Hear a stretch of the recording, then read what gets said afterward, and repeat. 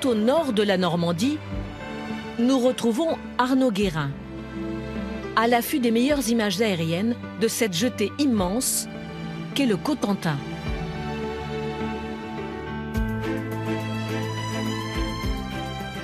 Voilà, alors cette côte ouest du Cotentin, là, en fait, on va remonter vers le bout du monde, là, qui est la pointe vers Cherbourg.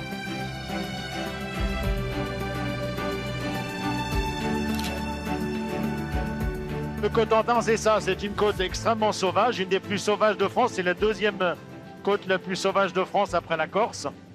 Et juste derrière, on voit le Bocage. Donc le Cotentin, c'est vraiment une presqu'île avec la mer des trois côtés. Ouais.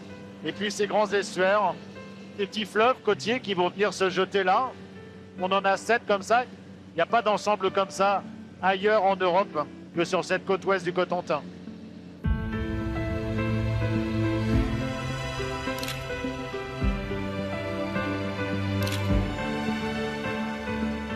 De nombreux sites sont classés sites naturels, en particulier sur la côte ouest.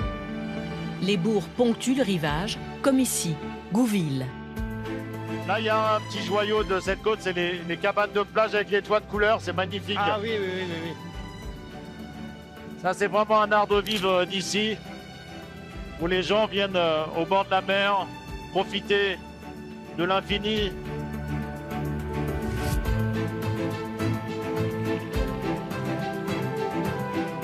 Face au large, certaines bâtisses témoignent aussi des épisodes historiques qui ont marqué la Normandie.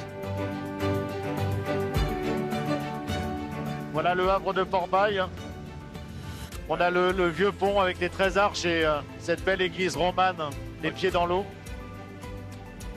Ici, tous les clochers sont fortifiés pour voir l'ennemi du territoire qui est l'anglois, c'est-à-dire les Anglais qui sont dans les îles anglo-normandes.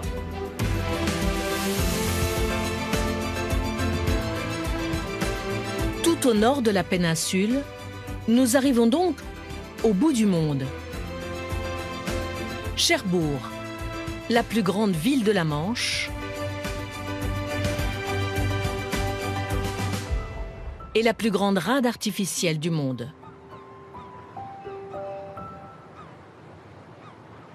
Sur les quais, l'ancienne Banque de France a joué, pendant la Seconde Guerre mondiale, un rôle secret. Charles Yvon n'est pas banquier.